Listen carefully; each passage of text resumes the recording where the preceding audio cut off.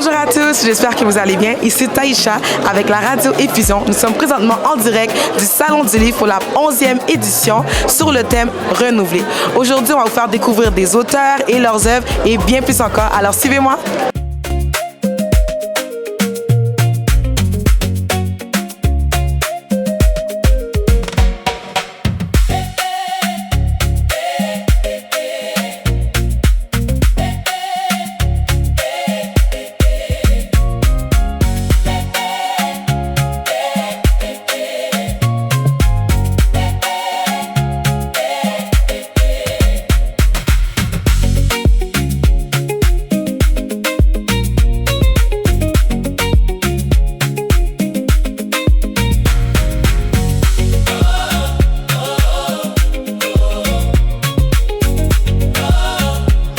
Bonjour Danielle, j'espère que vous allez bien. Est-ce que vous pouvez nous présenter un de vos œuvres, s'il vous plaît?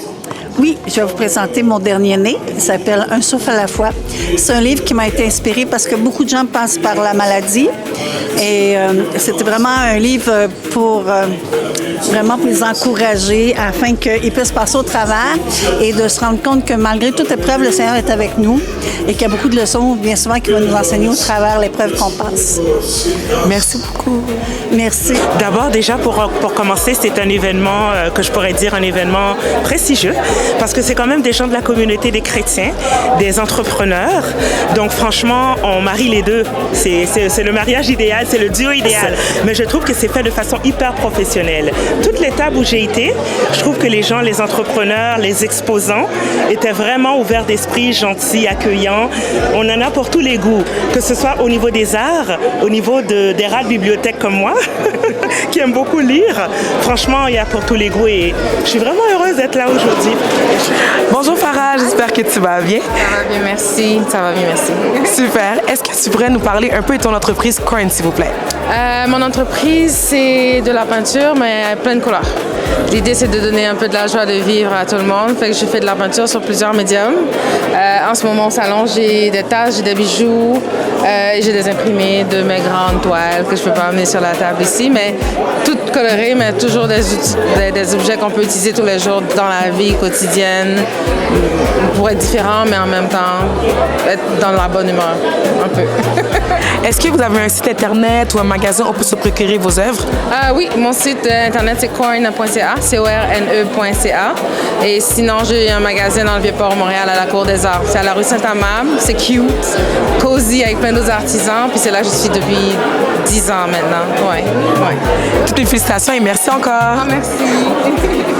J'expose un livre parce que le deuxième est déjà parti, succès de son, victime de son succès. Donc c'est la famille, en fait, c'est très important, c'est le premier ministère que Dieu nous donne. Et ce sont des clés, des poèmes chrétiens. Et ça permet en fait de vraiment se positionner dans sa famille en tant qu'enfant, en tant que parent ou grand-parent, tout simplement. Qu'est-ce qui t'a motivé de faire le voyage jusqu'ici pour venir au Salon du Livre? Voir le Canada, ça faisait 28 ans que je n'étais pas allé au Canada. J'étais venu à 12 ans, ma femme ne connaît pas, mais elle ne veut pas te filmer, alors on ne le regardera pas. Et aussi parce que je connaissais aussi l'organisatrice que j'avais rencontrée à la ligne de la Réunion. Quand elle m'a proposé le projet du Canada, ça m'a intéressé parce que nous sommes missionnaires. Donc le Canada était vraiment dans la shortlist. Merci beaucoup. Je suis présentement avec Lydia. Est-ce que tu pourrais nous parler un peu de ton ministère, s'il vous plaît?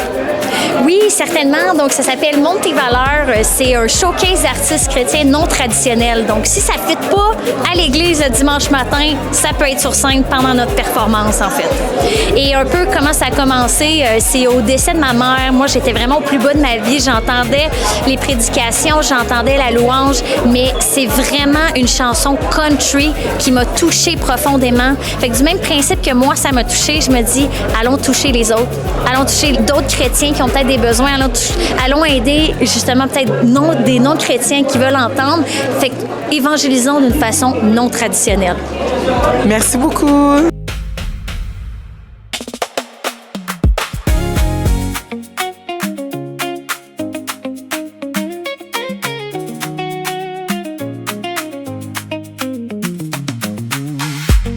Quel a été votre coup de cœur jusqu'à présent? Je dirais le livre Traite-le comme un frère de Franz Saint-Léger. Juste parce que, en tant que chrétien, on devrait toujours suivre l'exemple de Jésus. Et Jésus nous dit d'aimer les uns les autres, de nous aimer les uns les autres. Donc dans ce monde qui est un peu déchiré, on va dire, c'est toujours bien de se rappeler que l'important c'est de s'aimer et de se servir les uns les autres. Bonjour, nous sommes présentement avec la visionnaire du Salon du Livre chrétien, avec Madame Mireille Mirambeau. Bonjour. Bonjour à tous ceux qui nous regardent. Donc on est très contents d'être avec vous aujourd'hui. Nous également. J'aurais une question pour vous. Qu'est-ce qui vous a inspiré le thème renouvelé pour la 11e édition du Salon du Livre? Au fait, c'est Dieu qui choisit le thème chaque année. Et moi, je pense que quelque part, il fallait renouveler le salon après 10 ans, renouveler la vision, renouveler peut-être la structure, renouveler notre façon de faire, etc. Donc c'est pour ça que quand le thème est arrivé, tombé, tout le monde a dit « Waouh, ça c'est un thème extraordinaire ». Et puis ça nous a vraiment béni ce thème-là. Super. Et j'aimerais savoir comment vous choisissez les auteurs qui vont être présents pour présenter leur œuvre durant le salon?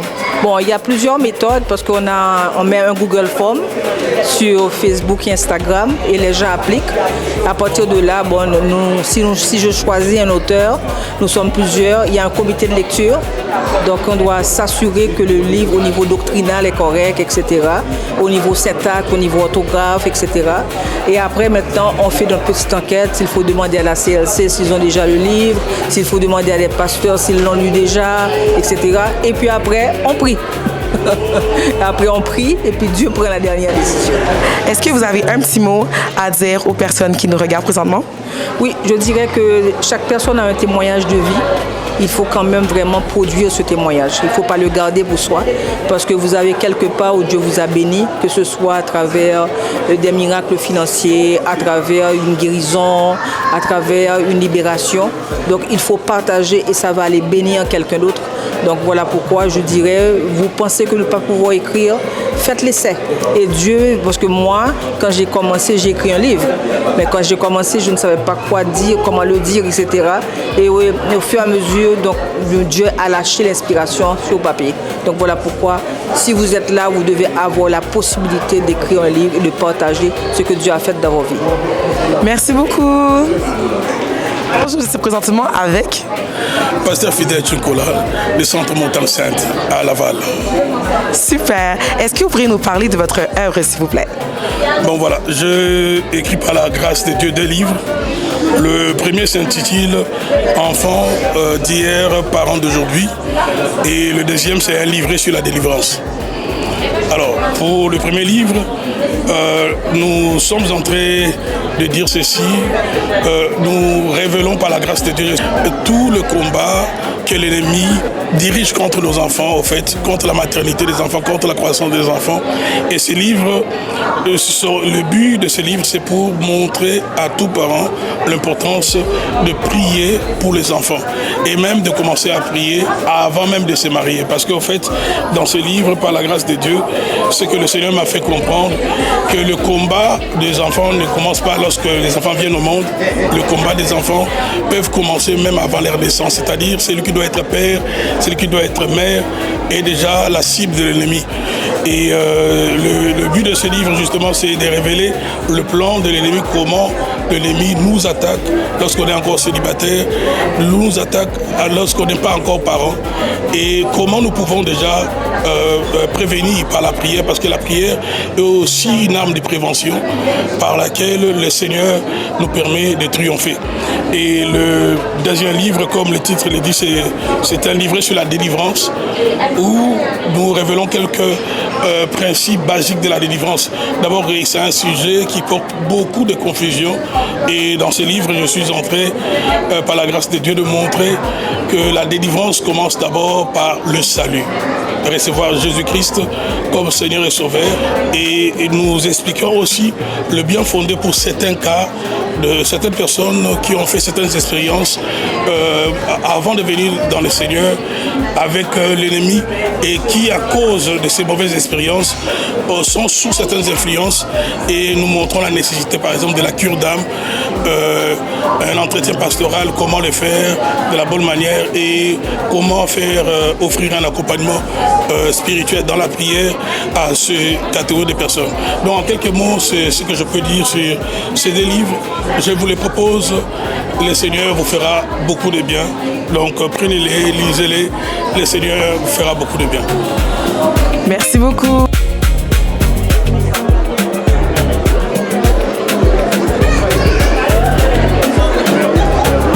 Bonjour, vous allez bien? Ça va bien vous-même? Oui, ça va bien, merci. Est-ce que vous pouvez nous parler de votre œuvre, s'il vous plaît? Oui, absolument. J'ai commencé à peu près 5 ans. Le Seigneur m'a donné ce privilège de faire des tableaux. Je les fais à la main, du collage. Et ils sont toutes personnalisées avec un petit verset chacun. On peut se présenter ça avec un shower, un anniversaire, pour tout être professionnel. J'en fais aussi pour les adultes. Pour vous donner un exemple. Qu'est-ce qui vous a inspiré à créer ces œuvres ici? C'est le Seigneur. C'est lui qui a mis ça dans mon cœur. Puis j'ai commencé à les faire. J'en ai fait quelques-uns à la maison. Puis j'en ai mis ça à l'église où ce que je vais. Et tout le monde a sauté dessus. Ils ont adoré. Fait que c'est comme ça que ça a commencé. Là, je me présente d'église en église. Et on parcourt un peu partout et on les présente. Et si on voudrait se procurer une de vos œuvres, où est-ce qu'on pourrait aller? J'ai ici l'Instagram. C'est quoi l'adresse de l'Instagram? La page Instagram, c'est boutique.rema, c'est R-H-E-M-A. Donc, on est en train de, peu à peu, on est en train de mettre des photos et des petites genre des posts pour que les gens puissent regarder c'est quoi que ma tante elle fait. Puis c'est ça. C'est mon assistante. Merci beaucoup, bonne journée. Bonjour, je suis présentement avec Luc et Mich-Rose, les acteurs principaux de l'émission Chez les Télismas sur Radio Effusion. Qu'est-ce qui vous a inspiré à venir au Salon du Livre aujourd'hui? Allô Kewin! Allô Kewin! On est vraiment content d'être ici au Salon du Livre chrétien. Pour moi, c'est ma première fois et tu sais quoi, j'adore la lecture et il me faisait un devoir de venir cette année. Je voulais pas manquer cette édition. Oui, et puis aussi pour supporter Effusion TV, qui est un des médias importants ici au Salon du Livre chrétien. On a notre collègue aussi. Il est ici, il présente un livre. Alors, je parle de Pasteur Michael Myrtil. Alors, question de le supporter aussi. Il a son kiosque avec son livre et ça nous fait vraiment plaisir d'être là. On est en équipe. Exactement. On veut supporter et surtout, moi, j'aime ça trouver des nouveaux éditeurs. Tu comprends? Je veux être surpris et c'est pour ça que je veux vraiment sortir avec plusieurs livres aujourd'hui. Est-ce que vous avez une œuvre, un livre ou il y a beaucoup plus que des livres aujourd'hui qui vous a vraiment inspiré? On sait que votre émission est accentuée sur la famille. Il y a beaucoup d'œuvres inspirées sur la famille. Est-ce qu'il y a quelque chose qui vous a attiré? Bien, tu as lu dans mes pensées parce que j'avais envie de me diriger directement vers tous les livres. CLC en a une couple, la librairie CLC est là. Tout ce qui était sur la famille, justement, parce qu'on donne une conférence, justement, la semaine prochaine, encore une fois, sur l'éducation des enfants et comment vivre la famille selon Dieu. Puis depuis qu'on peut être informé, voir qu'est-ce que d'autres auteurs disent là-dessus, ça nous intrigue quand même, puis ça nous permet de l'entrer dans nos conférences, là. Oui, exactement. Je cherche plutôt des livres centrés sur la famille, le couple, comment faire pour s'épanouir encore plus. Tu sais quoi, qu'est-ce que j'ai compris dans la vie, c'est que tu sais pas tout, tu connais pas tout, puis c'est avec les livres que tu peux t'enrichir. Tu comprends? Super, merci. Est-ce que vous avez un dernier petit mot à dire aux interlocuteurs? Ben oui, on veut remercier tout le monde qui a pris le temps d'écouter la 2e saison de Chez les Télismas. On a abordé différents sujets cette année. Kewin, je pense que tu as vu un peu. On n'a pas terminé. On a une dernière émission qui va sortir et peut-être d'autres, qui sait, ça va dépendre de la production. Mais on est quand même très content du résultat, des gens qui nous parlent, qui viennent nous voir, qui nous supportent et qui nous disent à quel point ça les inspire. On a vu un couple, Kewin, la semaine passée. Ça fait 10 ans qu'ils sont ensemble mais ne sont pas mariés. Et pour eux, ils sont venus nous voir, ils ont dit ça nous inspire. Et tu sais, le mariage est une institution de Dieu et qu'on puisse encourager des gens à vouloir entrer dans cette institution qui est divine. On est vraiment content de pouvoir le faire. Le ministre Luc pourrait en dire plus que moi là-dessus.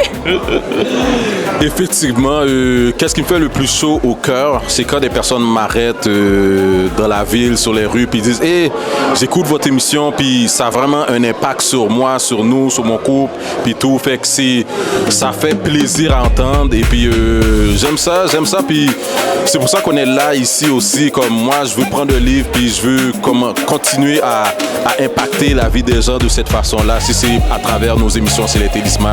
Alors, tu vas écrire un livre aussi pour les jeunes hommes, là? Peut-être, un livre, pourquoi pas?